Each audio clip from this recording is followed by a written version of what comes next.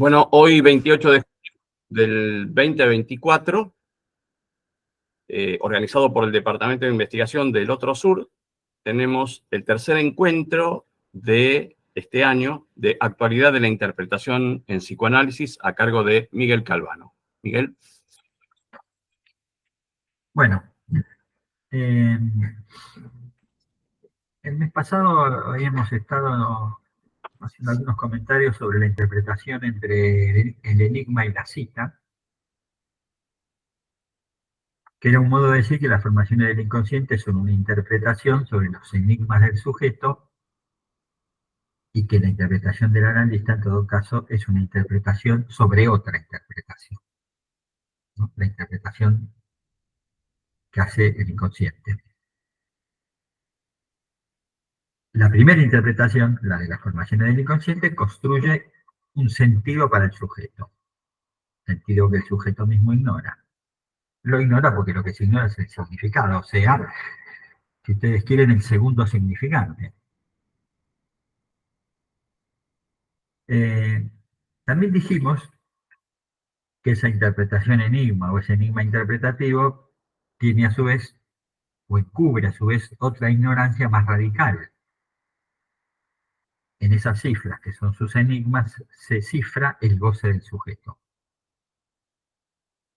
Ignora el sujeto la economía de goce que hay en ese ciframiento, ya que en esa cifra se juega su ser de goce. De esto no quiere saber nada del inconsciente. O sea que la ignorancia es doble, ¿no?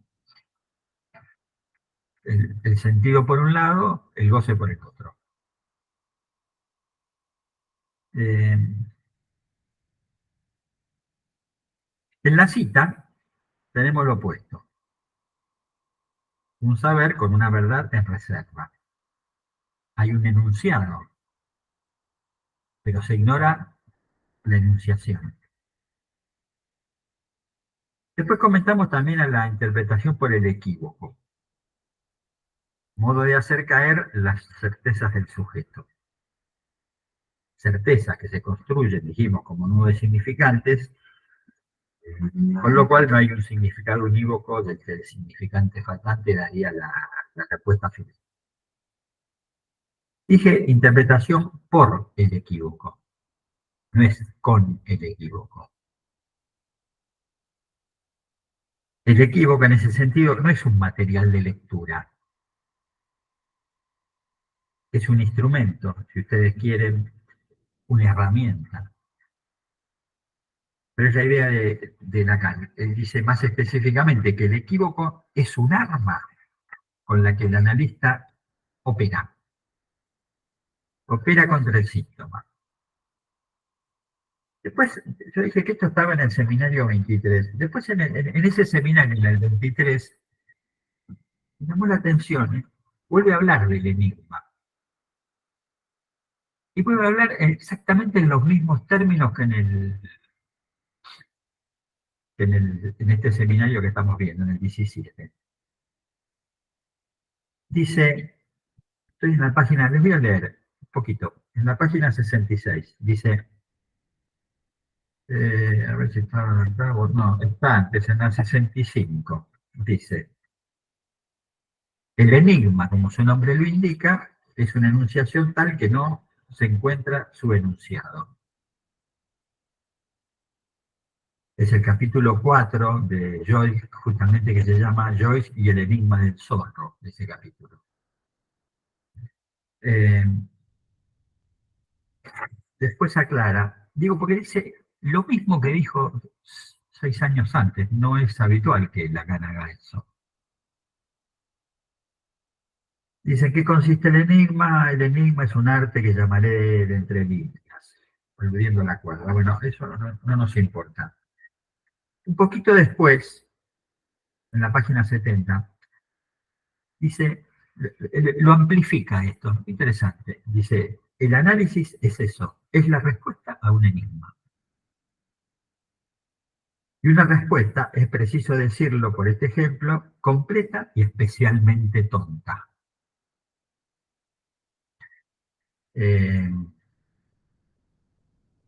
Uno se siente un poco ofendido con estas afirmaciones, ¿no? Como que el análisis es una respuesta tonta. ¿En qué alude la tontería? Bueno, corresponde al seminario 23, ya vamos a volver a eso, pero me interesaba situar esta idea de que sigue sosteniendo lo mismo, ¿no? Con el paso de los años sobre la cuestión del enigma y la cita. Bueno, decíamos que el analista opera con las equivocaciones, con el equívoco, pero que esas equivocaciones no son cualquiera, no son azarosas, son las trazas de encuentros fallidos, de traspiés, restos del encuentro con lo real.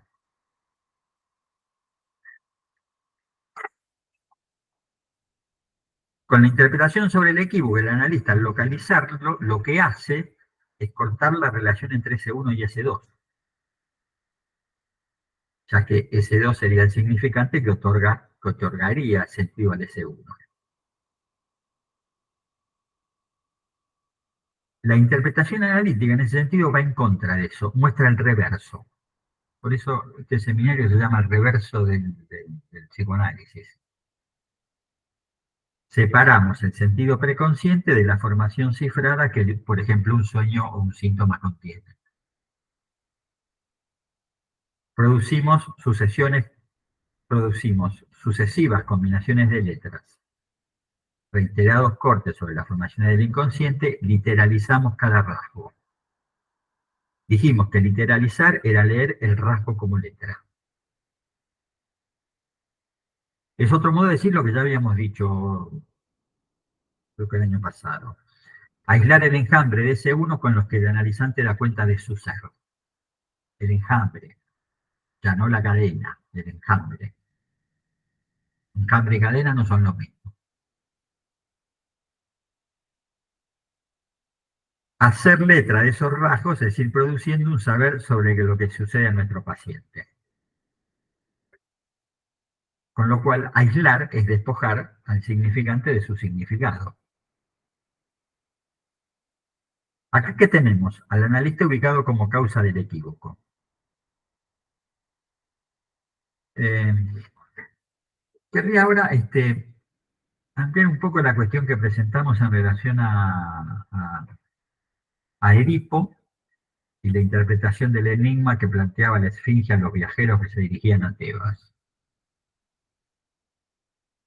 Mi hija acaba de volver de ahí, de Tebas, porque le pregunté, ¿te encontraste con la esfinge? Me dijo, por suerte no. Así que efectivamente no está la esfinge por ahí. Entonces, habíamos dicho hace un mes que el analista no es Edipo, no es un resolvedor de enigmas que el otro le plantee. No es el analista quien sepa del significado de aquellos significantes que se presentan.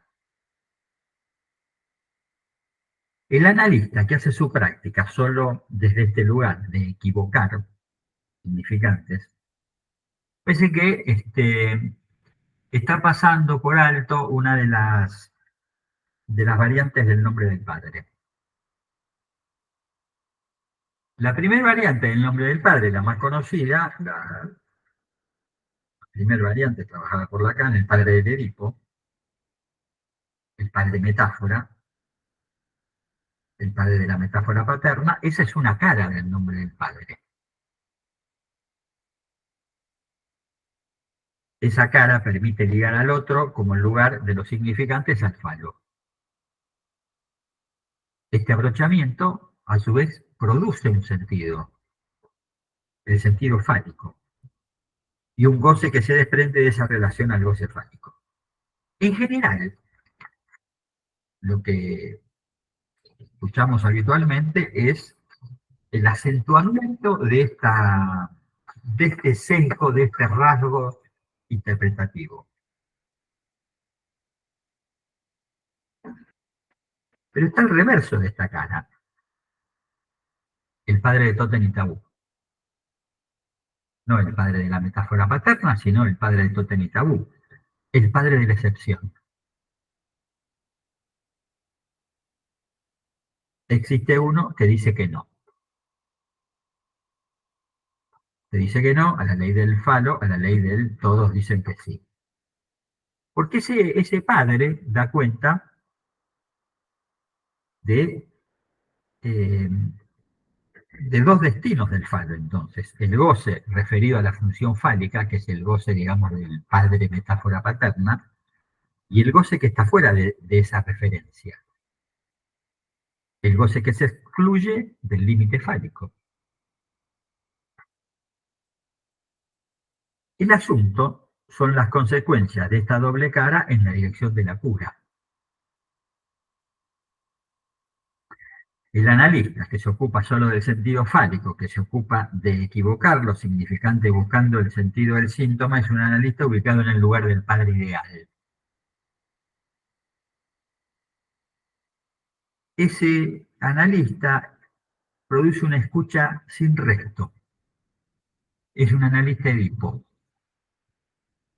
Resuelve los enigmas del paciente.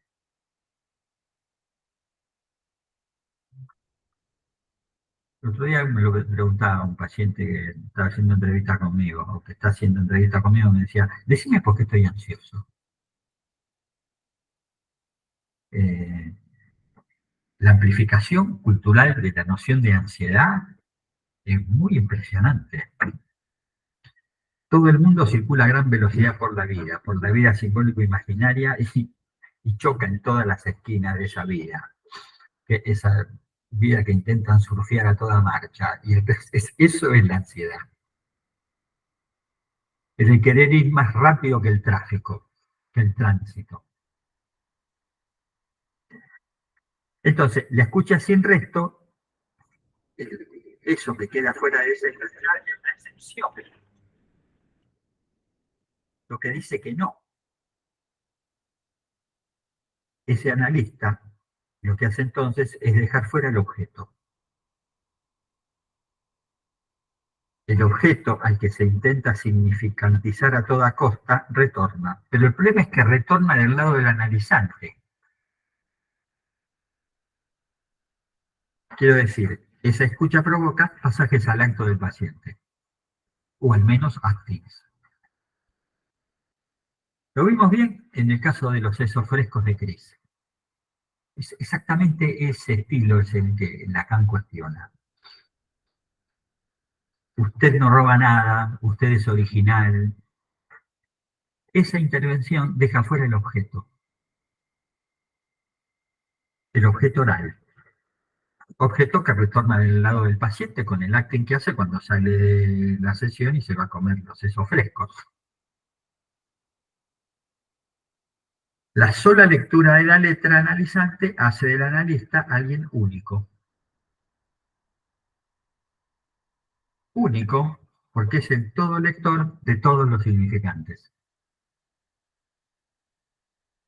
La idea lacaniana del analista semblante objeto del analizante es una idea, es en principio una ocurrencia de Lacan, en tanto observaba la detención en los análisis.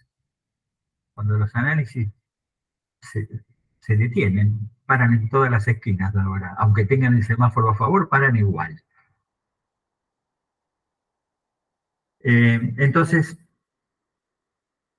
en ese universo cuasi caótico donde ninguna verdad parece tener un significado al cual atenerse, entonces, ¿cómo se las arreglan tanto el analista como el sujeto con eso?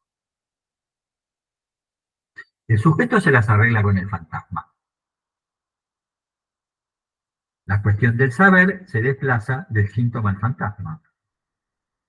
Fantasma que le otorga al sujeto cierta certeza construida en relación a lo que en el otro aparece como un deseo desconocido. La función del fantasma, entonces, va a consistir en proveer un elemento imaginario que simbolice al sujeto en el deseo. Insisto, la función del fantasma consiste en proveer un elemento imaginario que simboliza al sujeto en el deseo. Ese elemento es elevado al rango de significante, pero no pertenece a ese rango.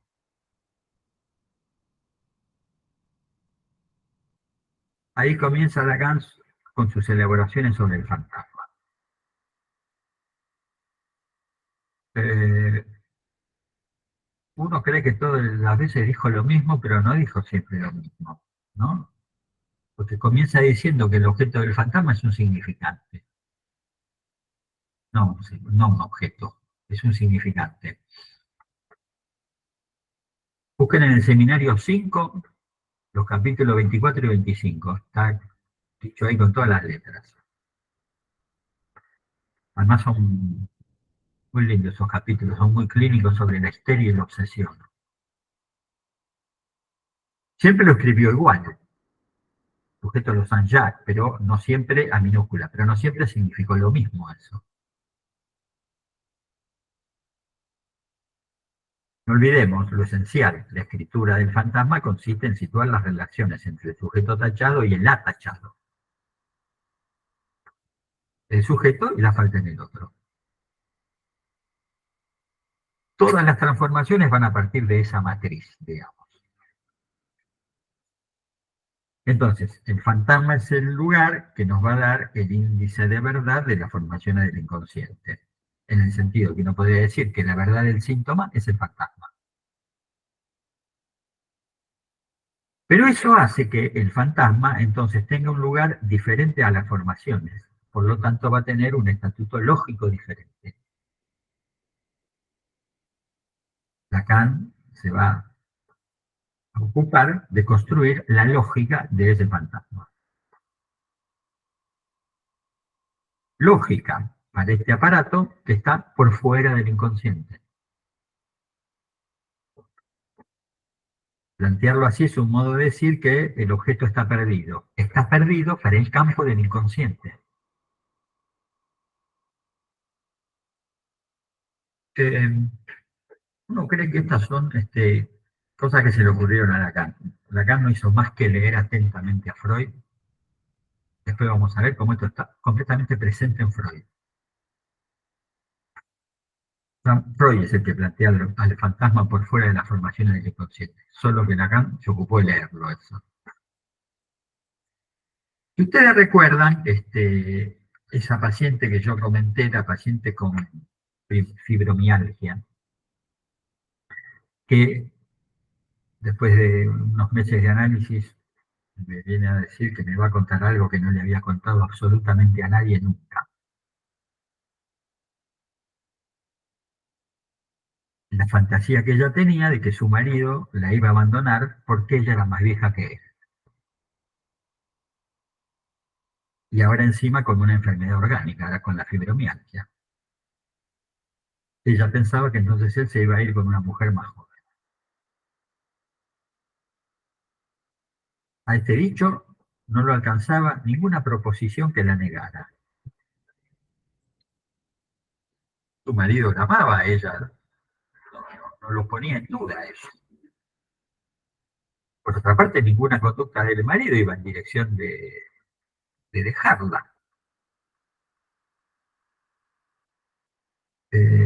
O de reprocharle la edad, o ahora reprocharle la enfermedad. Sin embargo, nada surtía el menor efecto en la increencia respecto de eso.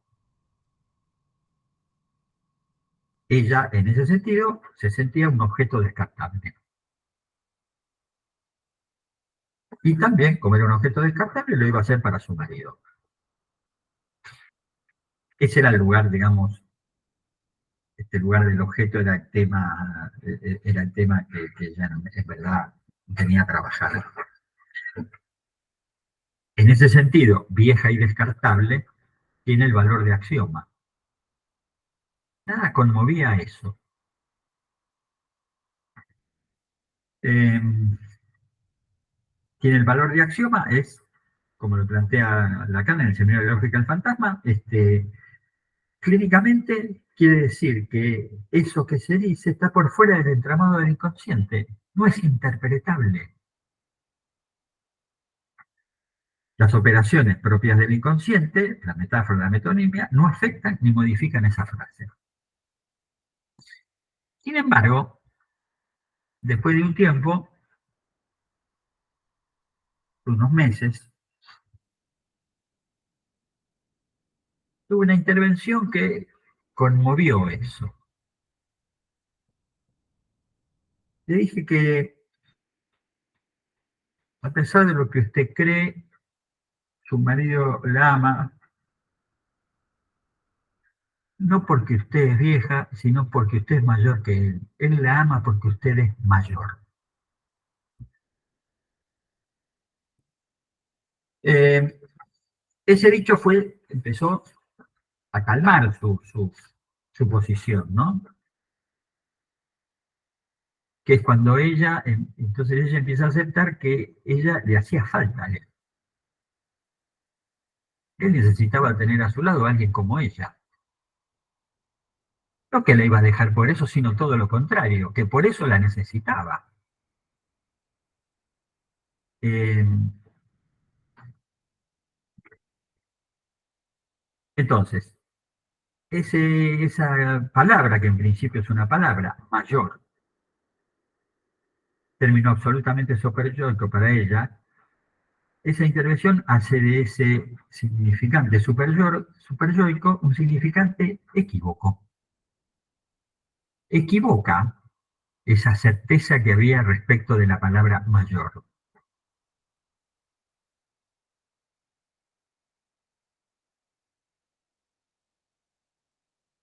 Para ella, mayor era vieja. Ella era vieja. Se consideraba así. Y entonces él decía, él me va a dejar porque como él es más joven, me va a dejar. Va a dejar a la vieja. Eh, Ella era una mujer muy tranquila y muy segura de sí mismo. Nada en su presentación y en sus dichos los primeros tiempos del análisis podían en absoluto hacer pensar que ella pensaba eso de sí misma. Eh, Esto lo remitía a su abuela materna, una mujer abandónica y al mismo tiempo muy demandante y muy ocupada en su belleza y en su juventud. ¿No? Era la abuela la que se considera la siempre joven. Entonces el paso del tiempo era verdaderamente un problema y entonces había que sumar todos los artilugios posibles para que ese paso del tiempo no se notara.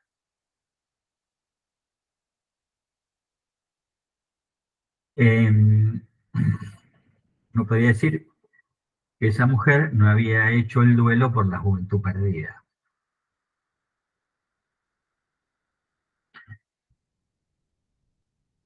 Eso perdido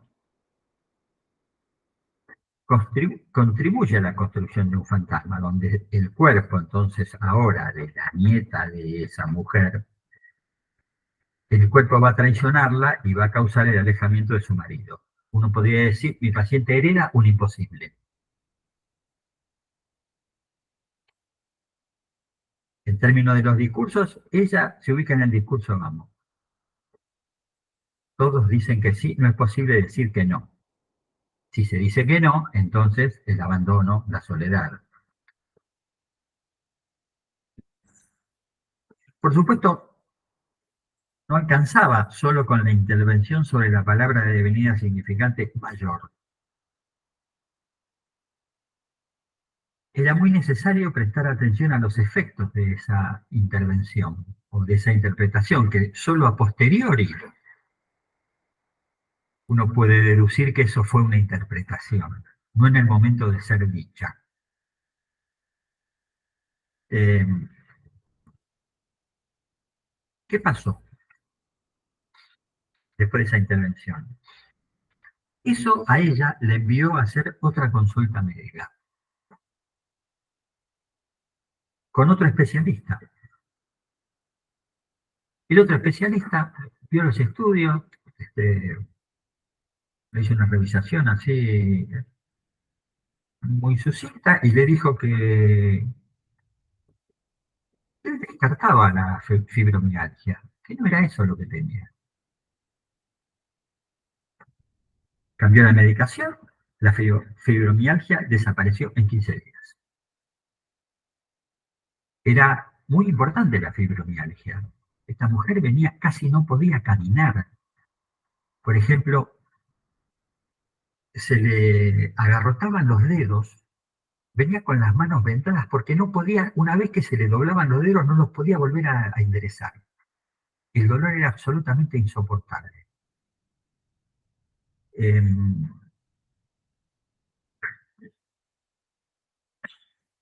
lo que tenía era artritis reumatoidea. No es que no tenía nada tampoco, no es que era una histérica, ¿no? Tenía artritis reumatoidea, que tampoco es joda, pero al lado de la fibromialgia es una cosa absolutamente manejable y tratable, que de hecho en 15 días desapareció la fibromialgia, con el cambio de medicación. Eh, entonces uno podría decir que esa consulta que ella hace es un valor tiene valor de asociación respecto de el mayor, usted es mayor. Uno podría decirlo así, el goce corporal fue tocado por esa intervención. Fue tocado quiere decir resonó en el cuerpo, resonó en relación a los ideales. Ella trabaja con médicos, hace una tarea de apoyo, digamos, y entonces la palabra de los médicos es muy valorada, muy importante, muy reconocida para ella. Si le dijeron fibromialgia, es fibromialgia, no había cuestión con eso. Esto es interesante, a mí me lleva a pensar en cierto estatuto social del otro, ¿no? Ella tiene una obra social muy prestigiosa. Recibe el diagnóstico de fibromialgia por un médico, digamos, célebre en esa obra social, alguien muy respetado por los colegas de la obra social. Luego de que ella, cuando le dan la primera vez el diagnóstico, luego de salir de la angustia, le estufó por ese diagnóstico, por supuesto hace una interconsulta con otro médico, pero con otro médico de la misma obra social. Entonces, el otro médico le dice, el doctor tal le dijo fibromialgia. El doctor tal es una eminencia. Usted tiene fibromialgia. Ni siquiera revisó los estudios. Funcionó la hermandad entre colegas de la misma comunidad. En esa obra social funciona él, todos dicen que sí. Están todos tomados por la ley del falo. Ninguna excepción. Y fulano dijo tal cosa y es así. No se puede discutir que es así. Eh, la consulta posterior, donde se desestima el diagnóstico de fibromialgia, fue hecha a un médico que no era de la obra social, exterior a esa organización.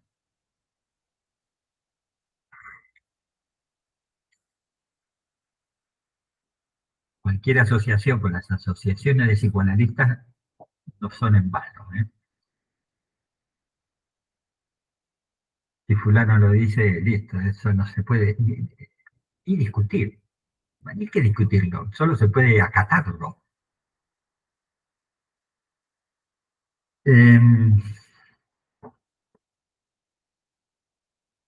Entonces uno podría decir que con el cambio en el diagnóstico y con la mejoría, con la nueva medicación, hay una caída del otro en esta mujer.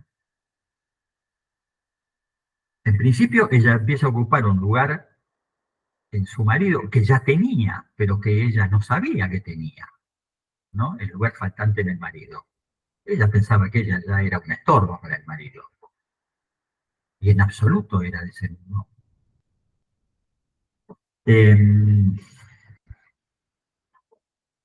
Cae también el otro de la obra social, eso también cae. Cae fundamentalmente la identificación con las mujeres de la familia, con la abuela y también con su madre, pero especialmente con la abuela. El por siempre joven cae. Eso también sirve para pensar una cuestión, ¿no? ¿Qué diferencias hay entre los juegos de palabras y el equívoco? si en principio parecen lo mismo? En nuestra cultura todo el mundo hace juegos de palabras, ya está como institucionalizado eso. No es necesario ser psicoanalista para hacer juegos de palabras. ¿Y qué diferencia hay entonces con el equívoco? Me parece que justamente la diferencia está dada por la injerencia, por la resonancia en el cuerpo del equívoco. El equívoco es equívoco si resuena en el cuerpo, si no es un juego de palabras. Que puede ser útil, pero es un juego de palabras. Deja el cuerpo afuera. En ese sentido, uno podría decir, mayor resonó.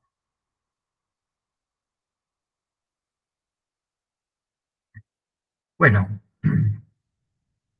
esto nos lleva al tema de la interpretación y el fantasma. La interpretación entonces no alcanza al fantasma porque la interpretación es interior al campo de los hechos interpretables, que es el campo de los síntomas. El fantasma no es un síntoma, no forma parte del mismo campo. Y entonces, así pensado, el fantasma es un obstáculo en la clínica. Es un obstáculo, es una resistencia a la intervención significante del analista, ¿no? Lo cual es otra manera de volver a decirnos que eh, que el problema no está en el significante, está en el analista, en el modo en que se conciben los fenómenos. Entonces, este también es otro modo de decir que el fantasma nos va a indicar algún lugar de lo real como imposible.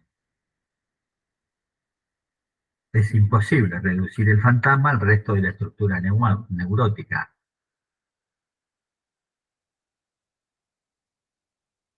Entonces, a diferencia del síntoma, el fantasma obstaculiza la interpretación, por lo menos la interpretación significante. Bien, si el problema está en el analista, entonces, ahora, vimos cómo se las arregla el paciente con una especie de universo cuasi caótico de enigmas? ¿Cómo se las arregla el analista con esto? Eh, el año pasado habíamos llegado a que lo más claro y evidente de la interpretación de Freud y de Lacan es la interpretación ligada al deseo, ¿no? El deseo es su interpretación.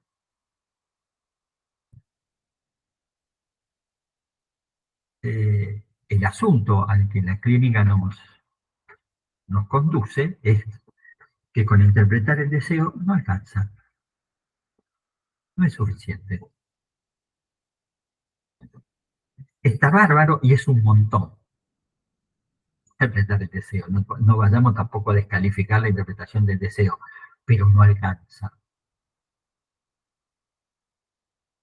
Nos topamos, se nos impone la presencia del goce vía la satisfacción pulsional.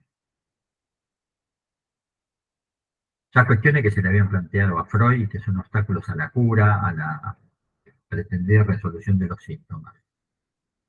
Vamos a hacerlo así. En el deseo hay goce, y sobre ese goce tenemos el siguiente escalón de la cura, que es el fantasma. El deseo es lo interpretable, pero decirlo así no equivale a decir que todo es interpretable. No se puede sostener que el goce sea interpretable, tomar el goce a la letra, algo así. Y entonces acá tenemos que volver a situar algo de lo que habíamos situado el año pasado sobre el deseo del analista. Ese deseo, el del analista, debe estar limpio, descontaminado, si ustedes quieren, de su goce. En ese sentido, el deseo del analista no es un deseo igual a otros deseos. El goce del analista está excluido en psicoanálisis. Algo así como está excluido hacer del paciente el objeto de goce del fantasma del analista.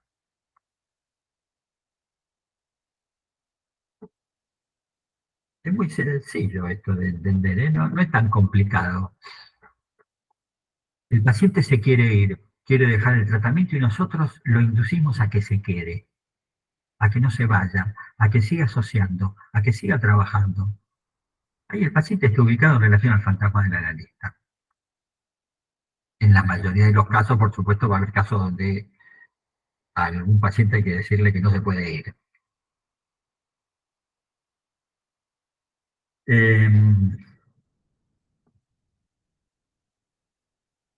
esto es un pequeño recordatorio sobre lo que habíamos trabajado en otros lugares del otro sur con el seminario 11. Trabajamos 2 años con el seminario 11. Algunos recordatorios. La transferencia es la puesta en acto de la realidad sexual del inconsciente. Una de las, digamos, formaciones más conocidas de ese seminario. Lo que quiere decir, como lo estamos planteando hoy, que la transferencia es la puesta en acto de la realidad sexual pulsional del inconsciente.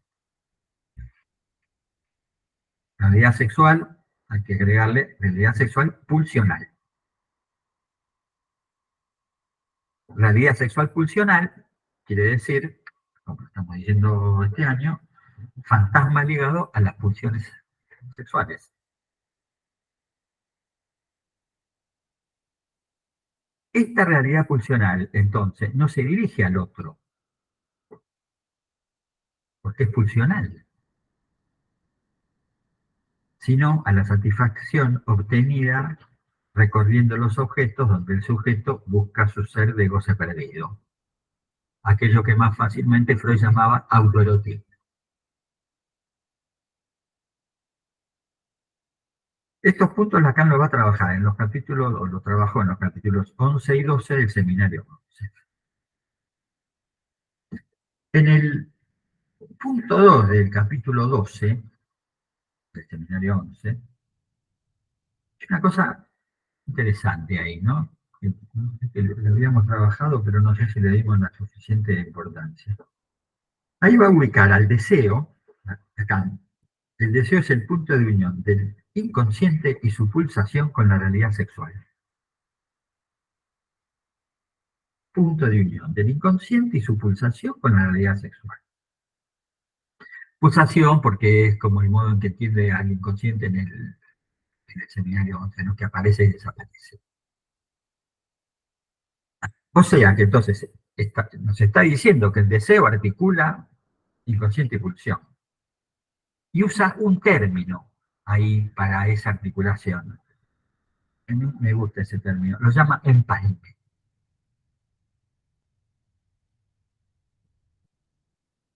El deseo empalma inconsciente y pulsión. Cito punto 2 del capítulo 12. Entonces, el empalme es la unión de dos elementos para permitir que algo continúe. El empalme se utiliza en electricidad, en plomería, en el ferrocarril. Lacan lo utiliza en psicoanálisis. El empalme. Eh, Ahora bien, no cualquier deseo hace ese empalme, sino ese deseo nuevo en la teoría que Lacan introduce y que llama el deseo del analista. El deseo del analista articula inconsciente y pulsión. El deseo del analista empalma inconsciente y pulsión para que el análisis continúe. Empalmar inconsciente y pulsión quiere decir llevar la demanda a la pulsión. Siempre a mí me rompió la cabeza esa frase, ¿no? El analista lleva la demanda a la pulsión. ¿Qué carajo quiere decir eso?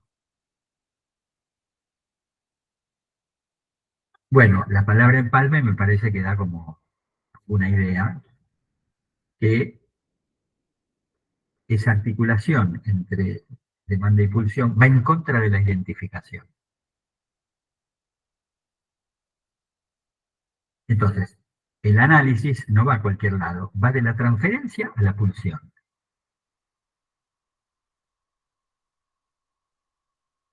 Va de lo que aparta la transferencia, o sea, la demanda, la aparta de la pulsión.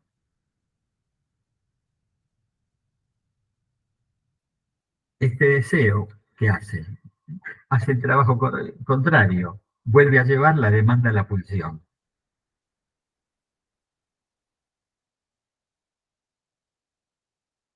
Eso hace al aislar al objeto A, sostenido, soportado por el analista. Eh, Eso de llevar la demanda a la pulsión, yo me acuerdo siempre de un paciente que, bueno, no llegó a la categoría de paciente o al estatuto de paciente, una persona que yo entrevisté en una época y que la cosa se puso complicada porque él era músico y un día me dijo que quería venir a tocar el violín en la sesión. Y yo le dije que no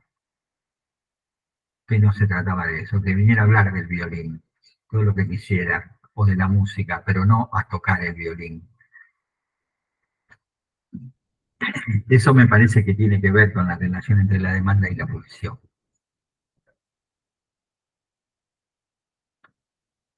Yo quería escuchar lo que él me dijera, no la música que él hacía.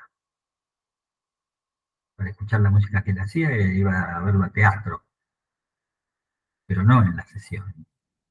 La sesión no es para cualquier cosa. Digo, para cualquier cosa que el paciente quiera hacer. Bien, esta cuestión, entonces, que va de la transferencia a la pulsión, implica una extensión del término neutralidad.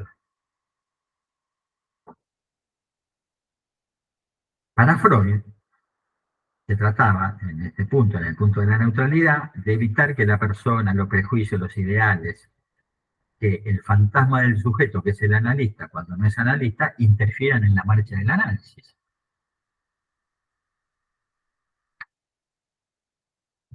Eh, Ya en Freud, la neutralidad es un término que intenta poner a raya al yo, al fantasma y a los prejuicios del analista. Todo el mundo viene a sesión y nos quiere hablar, por lo menos a mí me pasa mucho, y a ustedes también, hablar de política. Y es un esfuerzo negarse a eso. Y sí, si no nos negamos a eso, es una charla que vamos a tener. Y no vienen a charlar con nosotros. Pero el primero que lo tiene que tener claro somos nosotros. Eh,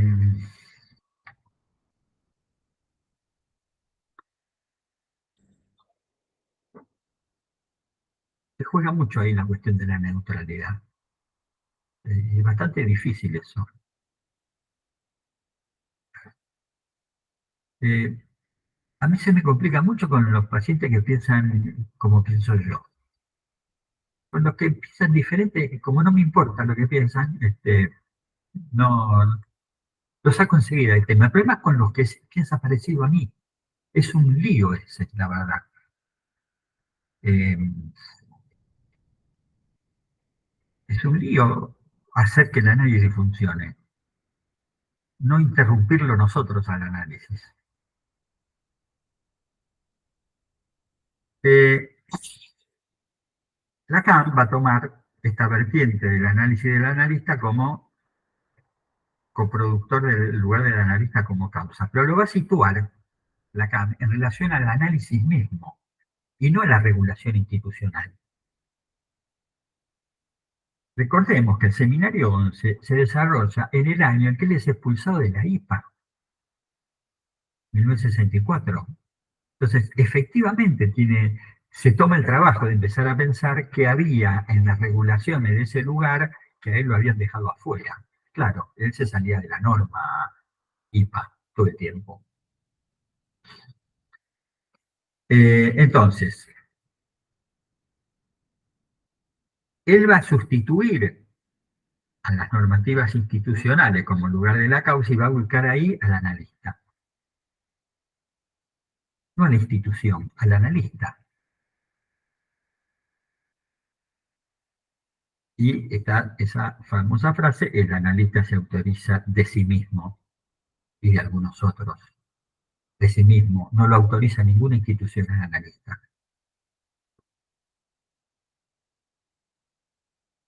Vieron que hay gente que quiere dar el título de analista en la universidad. Es tremendo eso.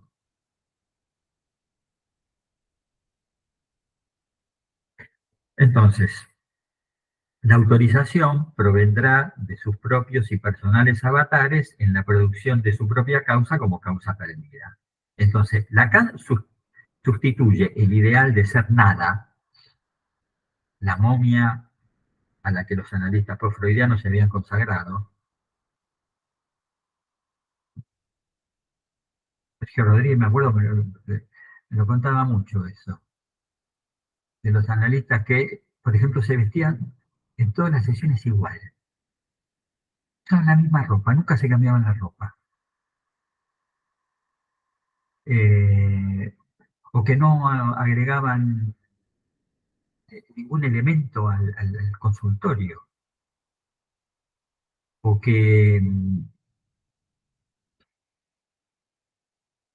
por ejemplo, alguien le regalaba algo al analista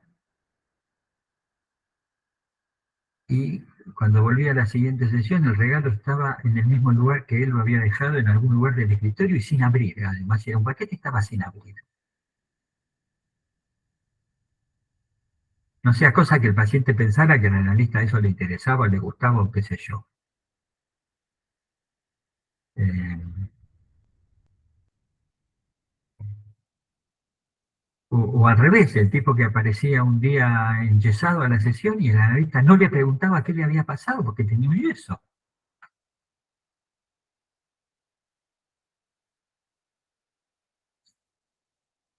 Entonces, entonces, va a sustituir Lacan el ideal de ser nada a la nada de ser, el de ser del analista.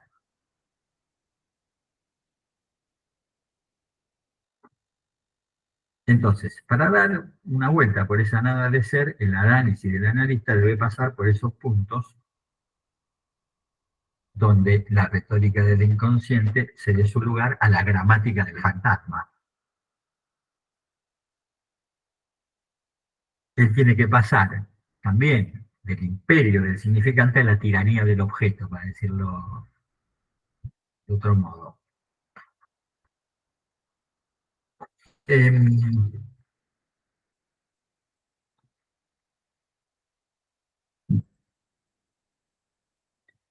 Eso importa porque la sola deriva significante deja al analista a la deriva.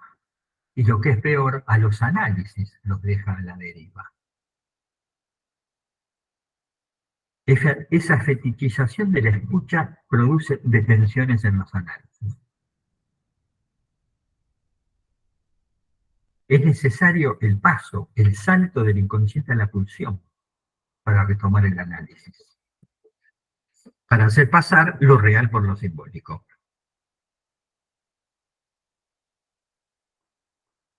¿No? ¿Qué es lo que dice en el seminario 11? Primera página, que es el análisis, el tratamiento de lo real por lo simbólico. ¿No? Dice eso. No hay manera que para tratar lo real sino por lo simbólico. Tratarlo por lo simbólico, no hacerlo simbólico, volverlo simbólico. De otro modo, si solo operamos con la escucha significante, el análisis se hace interminable.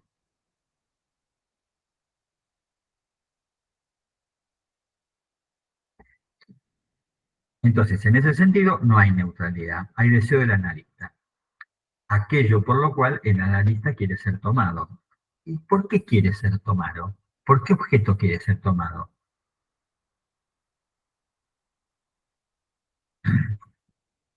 En el seminario 11, para contestar esta pregunta,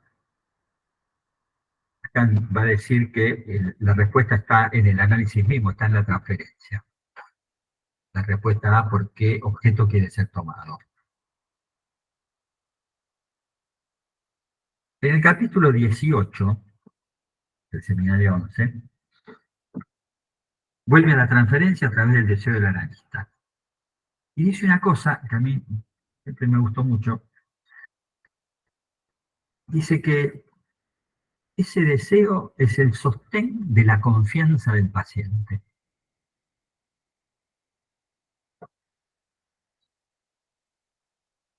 Me gusta mucho esa expresión, la confianza del paciente.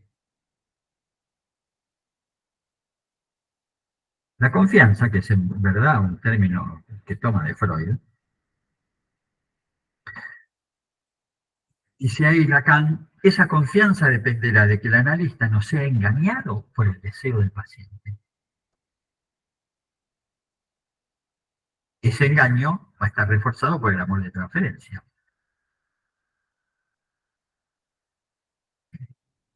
El deseo advertido de la época de la ética, seminario 7, pasa a ser pensado en relación a este engaño, seminario 11. El analista advertido del supuesto engaño del que pueda ser objeto. La confianza entonces se dirige a que el analista sepa cómo maniobrar con el amor de transferencia. Pero para ello es necesario el deseo del analista. Detrás del amor de transferencia lo que hay es la ligación del deseo del analista al deseo del paciente. Toma, mate con bizcocho, página 258 si quieren buscarlo. Detrás del amor de transferencia lo que hay es la ligación del deseo del analista al deseo del paciente. Es necesario no dejarse engañar por el amor para que advenga algo del orden del deseo.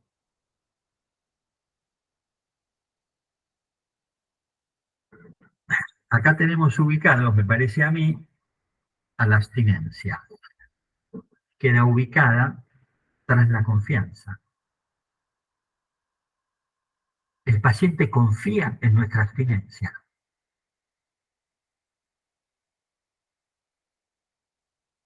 Y esa abstinencia va a aparecer clínicamente con un efecto, el deseo del analista. Y este deseo, a su vez, dependerá del análisis del analista.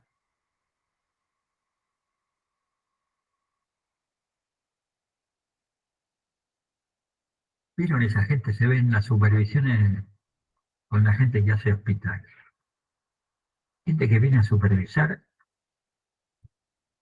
que uno escucha algunas barbaridades. Y pregunta, ¿vos hablas de eso, tu análisis? No, yo no tengo análisis. ¿What?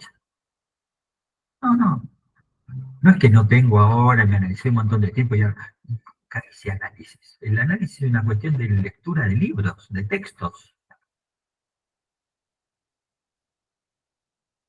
Me ha pasado y más de una vez.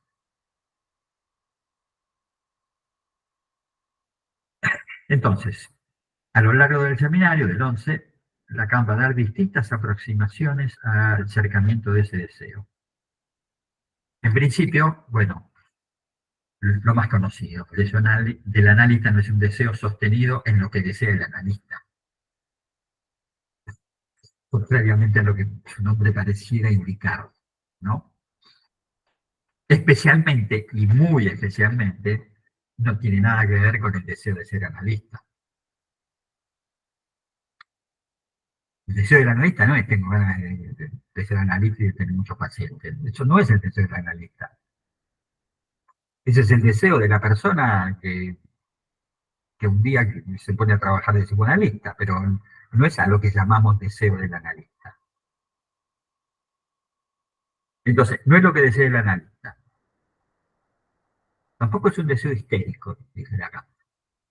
O sea, un deseo insatisfecho. Tampoco es eso. Tampoco dice, cuarta negativa, no es un deseo puro. Ese es buenísimo. O sea, un deseo puro sería un deseo sin objeto. Lo más próximo a un deseo puro es el deseo de muerte. Es un operador, una X, una magnitud negativa, una negatividad. Un deseo puro. Un ejemplo de deseo puro es el deseo en Hamlet. Un deseo puro es el deseo de la madre de Hamlet. Un deseo sin ley ni límite. Mujer sin límite, esa era una mujer sin límite. Quiere decir que nada la detiene. Ni el trono, ni el rey, ni los ideales, ni la maternidad. Lacan dice es un deseo oral sin ley, puro capricho. Lo de deseo oral lo toma esa cuestión que escribe Shakespeare ahí, ¿no? Que con la cena de la después de la muerte del padre, con lo que quedó de esa cena se hace el casamiento de Gertrudis con el hermano del rey muerto.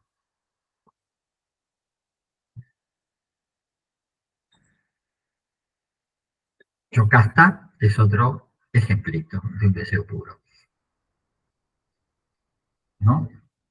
La pureza la lleva justamente a Yocasta, a Gertrudis, a la muerte de ella, a la de sus hijos, a la de sus maridos. No se salva nadie. Se vive en Hamlet, eso no se salva nadie. Edipo y los hijos que tuvo con Yocasta son otro ejemplo de que no se salva nadie.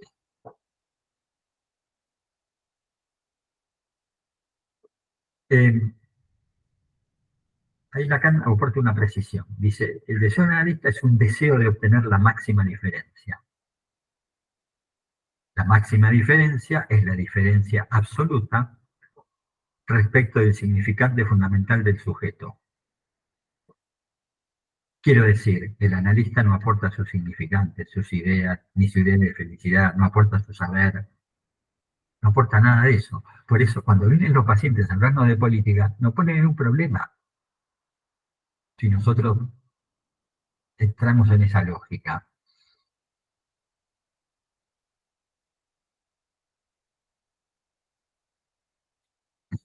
Insisto, el analista aporta su deseo al análisis, no su juicio de valor.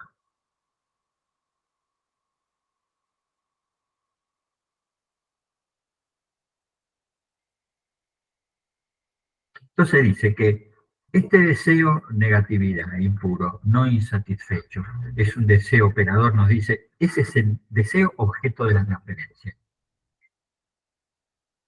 Deseo entonces causa del deseo del otro. La posición llamada de objeto, objeto A, es exactamente esa posición, posición causante de deseo. El deseo del analista es hacerse tomar como objeto causa del deseo, pero del deseo del paciente.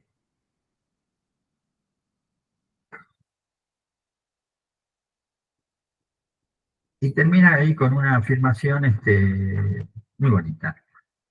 Dice, al analista provisto de este deseo es a lo que llamamos presencia del analista. La presencia es la presencia del deseo.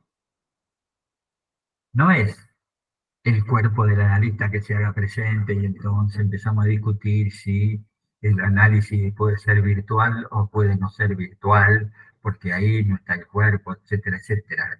No estará el cuerpo, pero está la presencia. Salvo que no esté, en cuyo caso poco importa que sea virtual o presencial.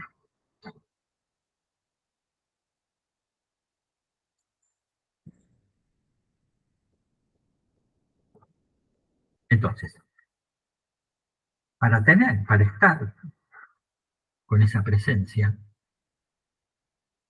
es necesario que el analista haya producido en su análisis una separación, Lacan usa ese término, separación, respecto de las condiciones de su goce respecto al deseo.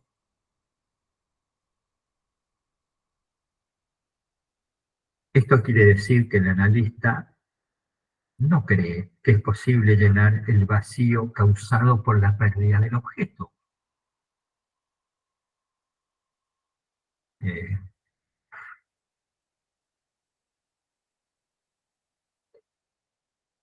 Se le murió alguien muy querido al paciente, nosotros no le decimos, ¿por qué no se va de viaje? Porque eso es intentar ocupar ese vacío con algo.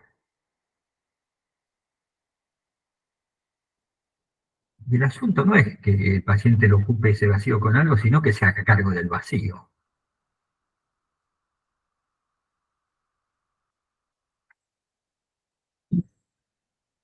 Entonces, si el inconsciente está constituido a partir de una pérdida original, la privación de goce, esa privación solo se recupera, se obtura, se llena por aquello a lo que se ha fijado la pulsión. Y hay algo que va a ocupar ese lugar, es la pulsión.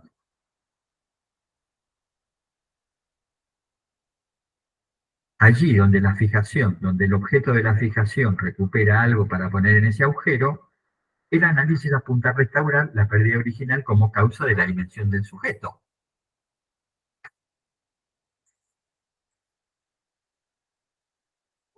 Entonces, la función primaria de un analista es sostener ese lugar vacío, desalojar las estrategias del sujeto para ocupar ese lugar. Y la estrategia Princeps es el fantasma, justamente. ¿Por qué? Y porque el fantasma detiene la indeterminación del sujeto del inconsciente. Le da una certeza. Detiene esa indeterminación vía el objeto en el fantasma. Eh, Demos una vueltita por el sueño de Chuang Tzu. Estuve a punto de mandarlo, pero acá lo encontré, digamos. Primero, el otro día se me ocurrió pensar, pero che, ¿quién es Chuang Tzu? ¿Quién es?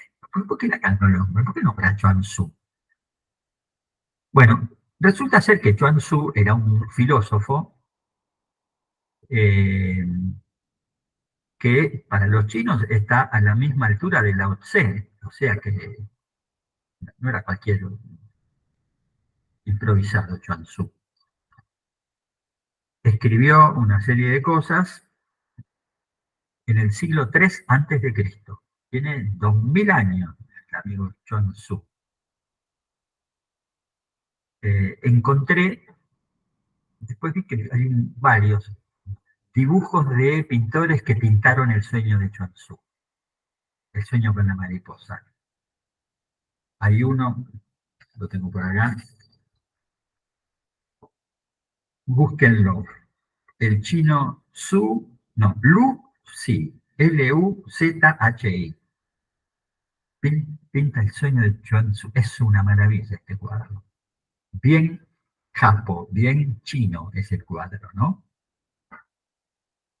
Eh, el cuadro es de 1550. Chuang Tzu es un muchacho que tiene sus años.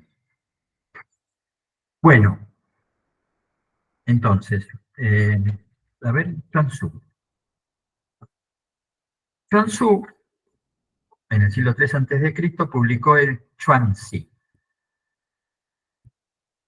El Chuang-Tzu es un libro de sueños, los sueños de Chuang Tzu, de Xuan Tzu, así es su nombre, y son sueños sobre su ser mariposa. Lo de la mariposa no era solo un sueño. Muchos sueños de este muchacho estaban ligados a la mariposa. El sueño que le acabo de mencionar aparece al final del segundo capítulo que se llama Sobre la igualdad de las cosas. El el sueño en el texto, en el Chuan Tzu, es así. Érase una vez Xuan Tzu, soñó que era una mariposa revoloteando felizmente. No sabía que él era Su. De repente despertó y era palpablemente Su.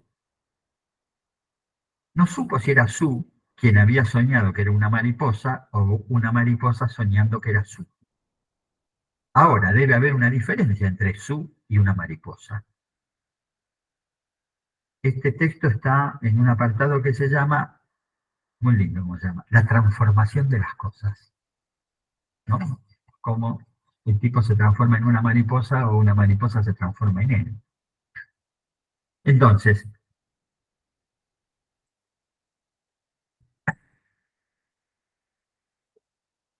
Chuang Tzu sueña que es una mariposa. El chino obtiene su ser perdido, tanto de la mariposa como del sueño mismo.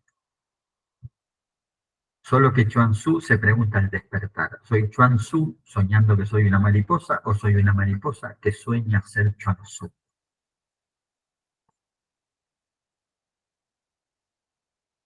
Piglia, Ricardo Piglia, escribió que en todo relato siempre hay al menos dos historias. Y acá se ve muy bien en el sueño de Chuang Tzu. ¿Chuang Tzu sueña o la mariposa sueña? Hay dos historias ahí, no hay una sola. Estas son las dos historias a partir de las cuales se empieza a tallar la literatura. Todos relatos son siempre al menos dos relatos. ¿Vieron las series tipo Netflix, pero las que están bien hechas? En las series hay una historia principal y un montón de historias paralelas. Y una serie bien hecha es cuando las historias no se mezclan y uno no se confunde. Y este que mira, aparece ahora en el capítulo 4, ahí se ve bien la multiplicidad de historias que hay en una historia. Entonces, la pregunta, la duda del soñante al despertar quién soy, un hombre o una mariposa, expresa que el sujeto es y no es mariposa o soñante. Sigue indeterminado ahí. ¿Quién soy? ¿Un hombre o una mariposa? No sé.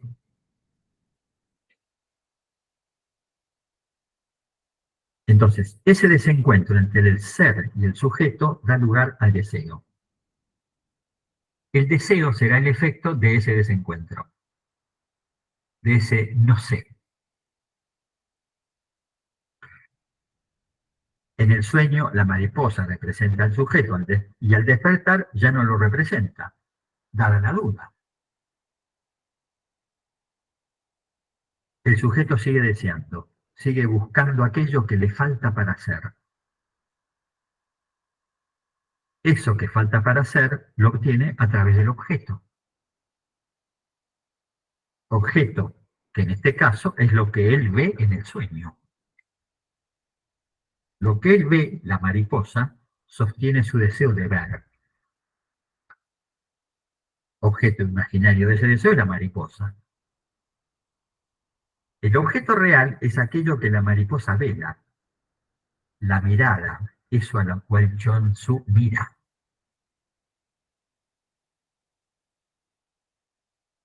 Este objeto mirada, velado por la mariposa, lo va a volver a buscar en el analista, suponiendo al chino en análisis, digamos. Parece que no había analista todavía, siglo III antes de Cristo. Ese buscarlo en el analista se efectúa a través del fantasma, una mariposa es mirada.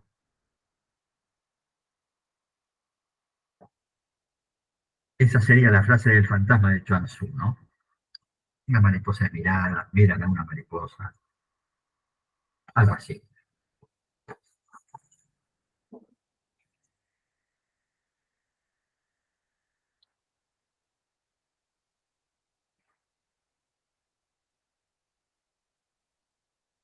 A ver,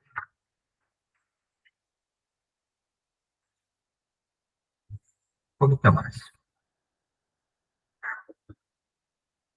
El año pasado vimos que el fantasma tiene al menos tres acepciones. Tres acepciones que mencionamos en la introducción que hicimos este año. Una, la ensoñación, actividad consciente del sujeto, hecha en solitario. Acá podríamos poner, a mí se me ocurría, ¿no?, poner algo, algunas cuestiones sociales.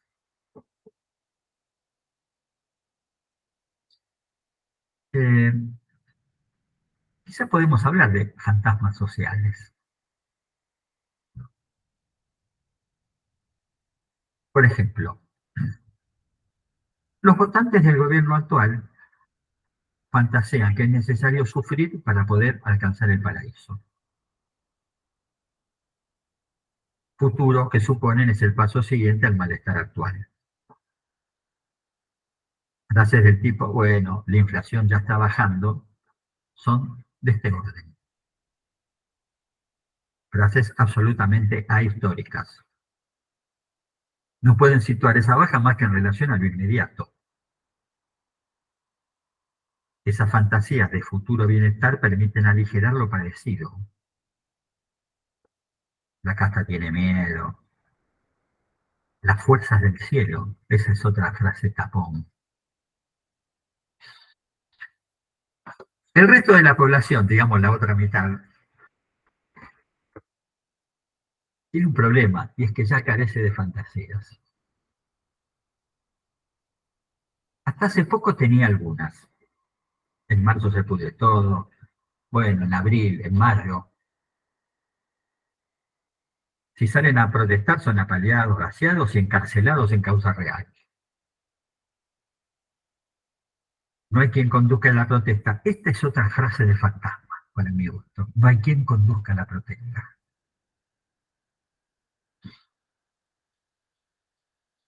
No importa el orden de verdad de esas afirmaciones. No se trata de eso. Importa que se sitúan en relación a una insatisfacción creciente ante la situación político-económica.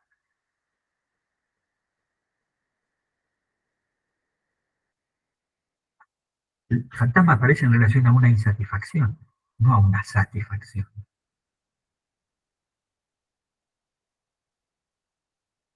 Ciertos eslogan permiten subsistir con más pena que gloria.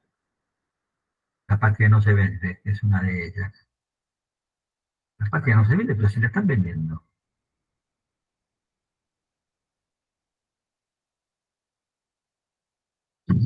Cuando volvamos al gobierno es otra.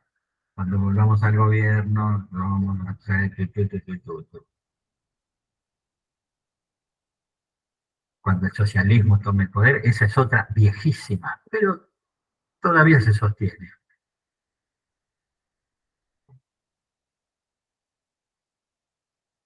Lo que llamamos la batalla cultural perdida, también es un fantasma social. Un fantasma sobre los otros, si ustedes quieren. Eh, Acá dice algo bastante parecido. No en relación a Milei porque no lo conoció, pero en relación a los fantasmas sociales. Dice, los usos sociales y las costumbres arman una urdimbre de puro fantasma, de fantasma colectivo. Que saquémosle el juego a esas frases. No, él no dijo que la realidad es puro fantasma. Y bueno, lo vimos todos los días, que la realidad está armada con fantasmas. No importa cuáles, insisto, no importa de qué lado uno se sitúe para fantasear. Pero parece ser que son necesarios además de esos fantasmas.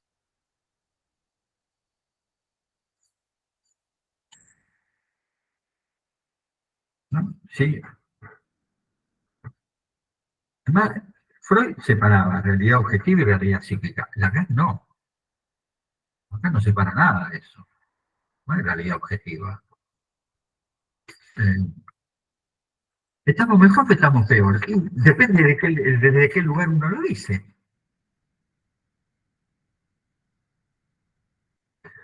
Bien, este es el primer tipo de fantasma. Está el segundo, ¿no? Aquello que llamábamos el fantasma como medio de goce. Imágenes, pensamientos, frases, libreto que acompañan a la masturbación. Eh, bueno, hay unas cosas más, pero ya las dije, están escritas en la introducción de este año. Entonces, nos queda por adelante el tercer modo de entender el fantasma fundamental.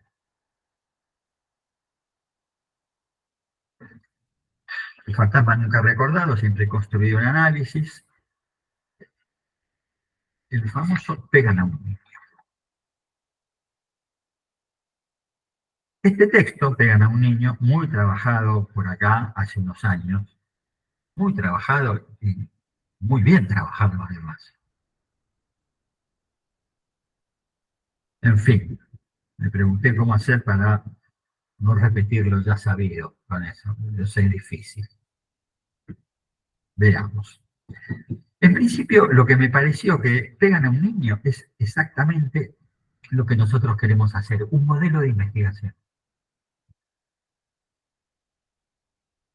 Freud lo escribe con todas las letras. Freud presenta un modo de investigar, algo absolutamente distinto a lo que venía viendo en la clínica. Investigación clínica que él sigue paso a paso. Me parece que es exactamente eso lo que nos propusimos ya hace 2 años. Investigar. Bueno, este trabajo de 1919, a ver, bueno, a ver hasta dónde llego. Es presentado por Freud en relación a la génesis de las perversiones sexuales. Pequeña cuestión, ese es el subtítulo del trabajo. Génesis de las perversiones sexuales. Entonces, según Freud, que gana un niño, ilumina el problema del masoquismo. Y no solo va a abocarse del mecanismo crudo de la represión, sino que se va a ocupar de los motivos de la represión. Esto lo dice Strachey en la apertura del texto. Ustedes leen a Strachey ahí cuando leen un texto de Freud. Muy interesante la cosa que dice Strachey a veces. Hace como, lo ubica históricamente a texto, en relación a qué está ubicado. Entonces, esto que acá, no solo el mecanismo en juego en la represión, sino los motivos de la represión. Eso me pareció bastante ilustrativo de lo que sucede con pegan a un niño. Un niño se ocupa de los motivos de la represión. Bueno, muchas cosas sobre las que se plantean en este texto están planteados en el texto de 1907, El creador literario y la fantasía, donde ya había afirmado Freud que las fuentes pulsionales de la fantasía son deseos insatisfechos.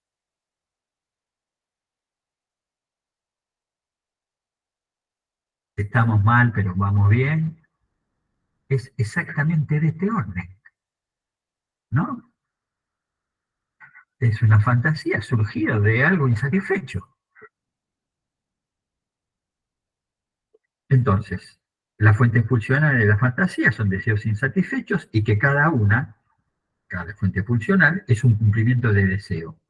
Una rectificación de la insatisfactoria realidad. Freud. Entonces, en esta línea, en la línea de la insatisfacción, ubica las fantasías como los estadios previos más inmediatos de los síntomas patológicos.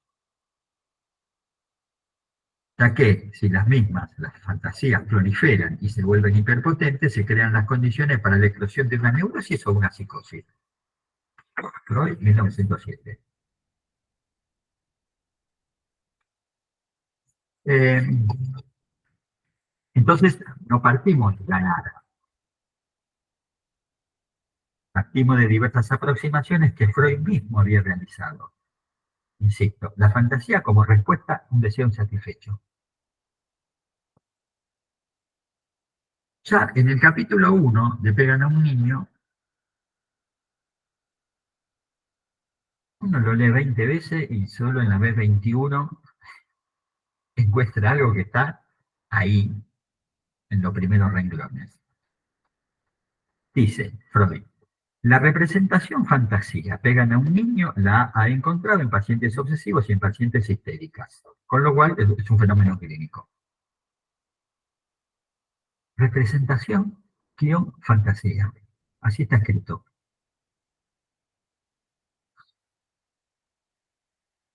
Por otra parte, el subtítulo, ¿no? Contribución a la génesis de las perversiones sexuales. Con lo cual, pegan a un niño sirve para ubicar no solo fantasmas neuróticos, sino también a los perversos, suponiendo que tal cosa exista hoy día. Entonces, aún así, no hay modo de establecer diagnóstico a partir de los fantasmas. No hay tipos de fantasmas. Lacan lo que hace en el seminario de la transferencia es una escritura de los fantasmas, especialmente de los neuróticos. Hace una escritura del fantasma histérico y una escritura del fantasma obsesivo. Entonces, sigo, capítulo 1 de Freud. La fantasía se anuda, ya de movida, a un intenso placer.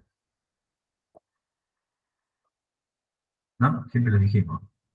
Fantasía igual placer, síntoma igual de placer. Entonces dice Freud, a un intenso placer, lo que causa su repetición y su inmediata satisfacción onanista.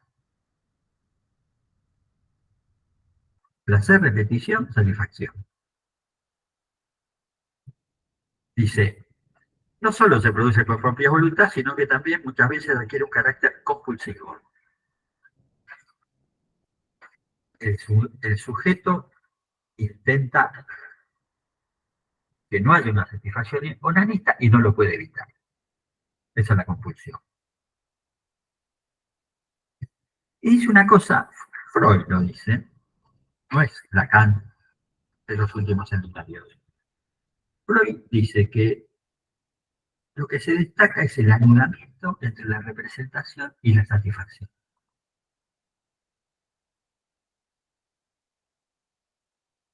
Y acá podemos deducir por qué la llama representación fantasía, ¿no? Ese anulamiento entre representación y satisfacción. Sigue, un poquito más. La confesión de esta fantasía sobreviene con titubeos.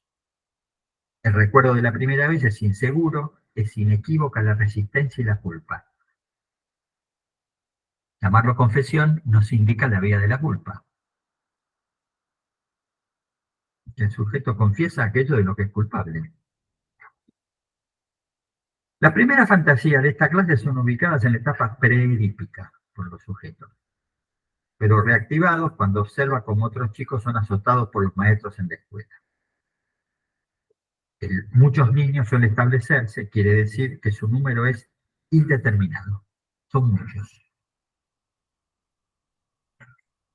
Este es hasta ahora un fantasma recordado, no inconsciente,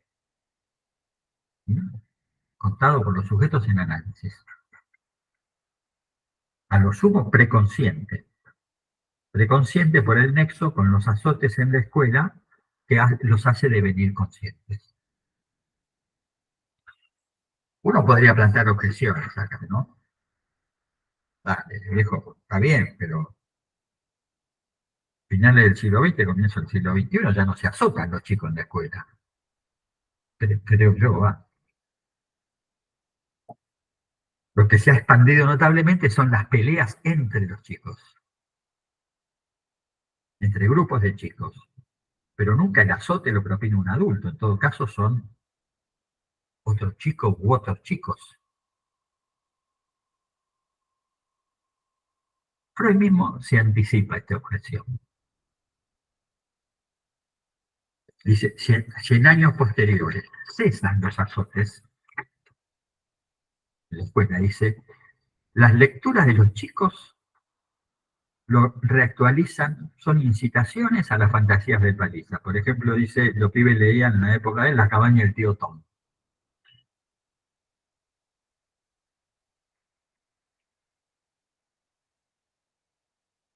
Uno podría pensar que La cabaña del tío Tom tiene exactamente escrito por Freud hace 125 años.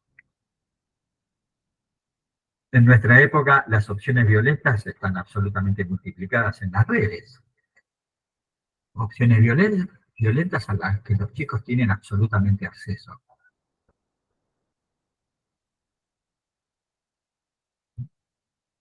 Entonces, a partir de ahí, uno podría pensar en esa reactualización de azotes en la primera infancia. También resalta algo que va en contra de la psicología ambiente, ¿no? que eh, se disemina entre nosotros, ¿no? Él dice que en estos casos, esos chicos que recuerdan esas fantasías nunca, nunca habían sido azotados en la casa. Que no es la repetición de una historia infantil familiar. No, lo dice explícitamente Freud, dice, no fueron educados a palazos. ¿No? Eso no lo traen de la casa. Entonces dice, las investigaciones sobre esas fantasías tempranas no arrojaron demasiadas aclaraciones, ni quién era el niño azotado, quién era el azotador, si era siempre el mismo niño u otros niños, si el mismo niño que hace el relato azotaba a otro. Dice, tampoco tuvo resultado inquirir sobre el sexo del niño azotado o el fantaseado. Dice, no parece nada claro. Eso no recuerdo. Y dice, y tampoco se pudo recabar material sobre el placer adherido a la paliza, si era sádico o masoquista. Eh, a mí me gusta mucho este estilo investigador de Freud, digamos. Entonces dice, y así concluye el primer apartado, muy importante como concluye. No sé más nada sobre eso, pegan a un niño. A todas estas preguntas, ¿no? ¿Quién era el niño azotado? ¿Quién era el azotador? Si era el mismo niño, otro chico, tampoco si era un niño, una chica, una nena. No, dice, ¿qué le dicen? Freud dice, ¿qué le dicen? No sé nada, más nada sobre eso, pegan a un niño. Entonces, este primer capítulo termina con una suerte de ampliación de la frase. La frase no es solo pegan a un niño. La frase es pegan a un niño, no sé más. Ese no saber pasa a tener un lugar constitutivo. Ese no saber nos importa porque abre la puerta a la construcción a la que Freud se va a abocar ahora en los capítulos subsiguientes. Bueno, y ahora sí, me detengo. Me siento bastante por hoy.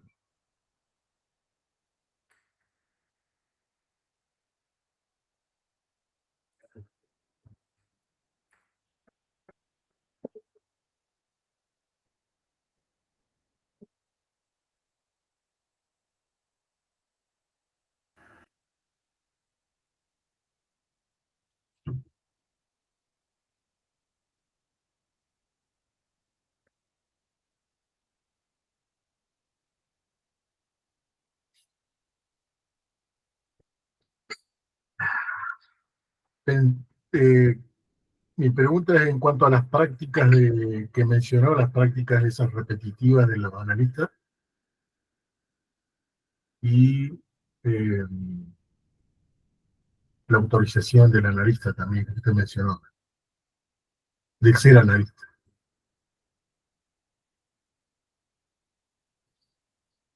No, no entiendo, Alberto, no se escucha bien. Ah, Bueno, usted había mencionado prácticas repetitivas en cuanto a prácticas, repetitivas en las sesiones de análisis. prácticas repetitivas. Sí, como un esquema armado ya, y la autorización del analista también. Esto de ir a la universidad para ser analista, por ejemplo. Sí, sí. Entonces, No, no, y el tema, si se sigue realizando esto de las prácticas en análisis, de mantener toda la sesión tal cual, o se refería a alguna escuela determinada. sobre la duración de la sesión, esa es la pregunta. No, no, usted mencionó de que mantenía tanto el consultorio como el formato del consultorio. Eh, y, igual siempre, o se vestían igual siempre. O sea, Ah, los analistas, los post-freudianos. Sí, perfecto, no está bien. Ahora sí, ya me quedó claro. los post-freudianos que sostenían la perpetuidad de lo mismo Mm, en cuanto era el analista momia, así lo llamaban acá también, ¿no? Siempre igual a sí mismo. Y el consultorio, por lo tanto, también era siempre igual a sí mismo. mm, Eh, es cierto que, por lo menos a mí me pasa, es difícil hacer modificaciones en el consultorio. No es sencillo. Me refiero a la decoración, a la pintura de las paredes, a los muebles. No es fácil introducir cambios ahí, ¿eh? Uno mismo se quiere rodear siempre de lo mismo. De cualquier manera, eso es presentado por Lacan como un modelo donde lo que cuenta no es eso, sino el estilo de intervenciones que tenían los analistas. Eh, el estilo de intervenciones en relación a cómo pensaban lo que podría ser denominado, aunque no existiera como término, el deseo del analista. mm. El deseo del analista era un deseo vaciado de toda subjetividad. Por eso siempre lo mismo. Mm. Sí, sí, recordé algo también ahí también con un encuentro que hubo también que recalcaban esto de mantener el estilo, porque cada uno tuviera su estilo de analista, pues, me refiero. Claro.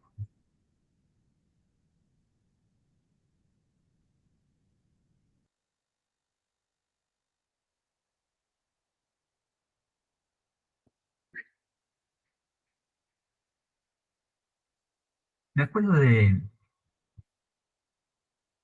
creo que era de Miller, el primer analista de Miller,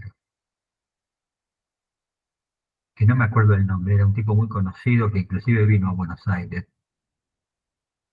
Era un analista que jamás se quedaba quieto en la sesión. No se podía sentar. Él daba vueltas en la sesión y caminaba por adentro del consultorio. Eh, efectivamente, no hay un modelo típico de cómo funcionar en el análisis.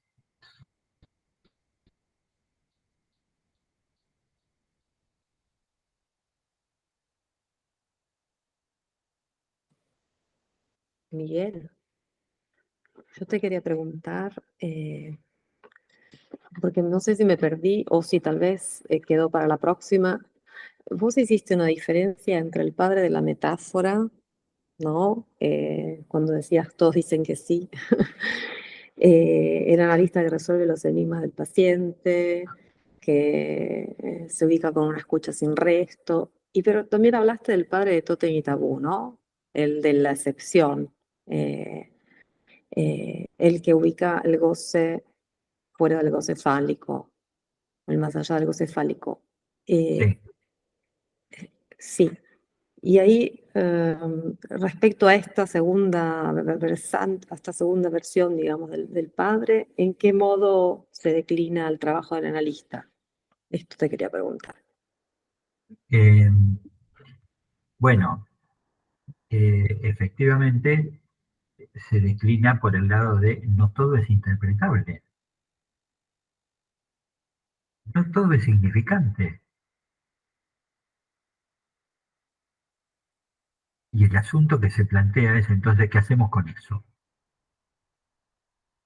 Digamos, ¿cómo se interviene con eso? El goce no es interpretable, ok. Y entonces, eh, me parece que lo que hacemos es un cercamiento de eso, un rodeo, lo rodeamos.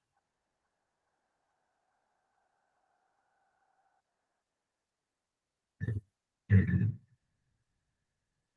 la persona que goza, qué sé yo, con la mirada, no es que después del análisis va a dejar de gozar con la mirada. No se trata de eso.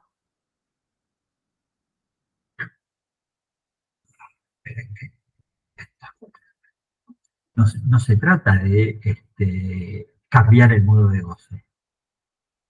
Sobre eso no intervenimos.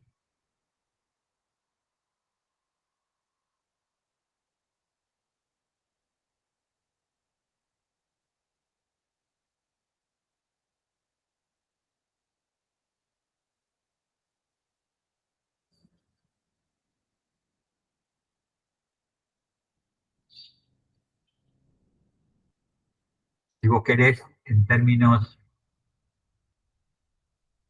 del fantasma, eso nos lleva, vamos a llegar ahí si es que podemos, al atravesamiento del fantasma. ¿Qué quiere decir el atravesamiento del fantasma?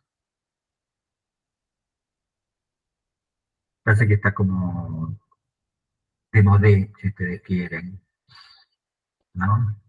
Ahora solo hay que hablar de los nudos, no podemos hablar más del fantasma. Cuando no hay análisis que nos pase por ahí.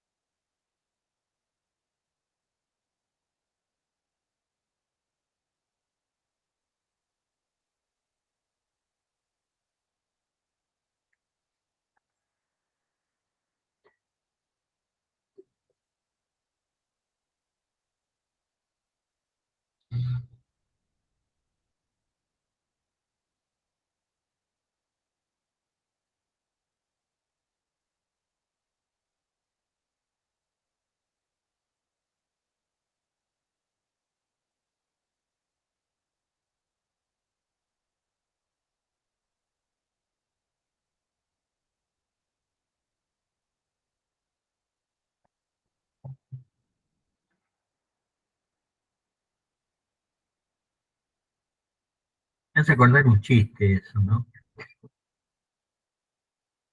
Chiste del tipo que tiene un síntoma.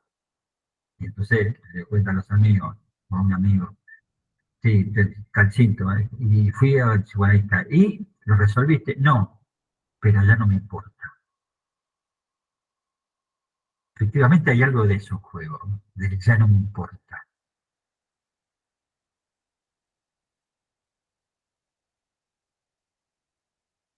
O sea, hay algo del cambiar la relación con el objeto en juego, no cambiar el objeto.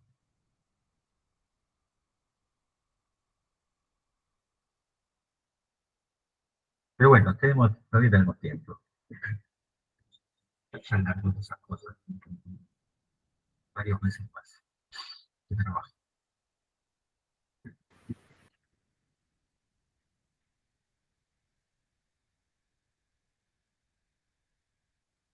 Bueno, 9:45, si le parece, dejamos hoy y nos vemos. ¿Cuándo, Carlos? Viernes 26 de julio, último viernes de julio. Bueno, muy bien. 26 de julio. Ok. Gracias. Gracias. Nos vemos. Gracias. Chao, gracias. Nos vemos. Chao. Hasta luego. Gracias. Buen Hasta fin de pronto. semana. Buen fin de semana. muchas gracias. Igualmente. Chao, chao.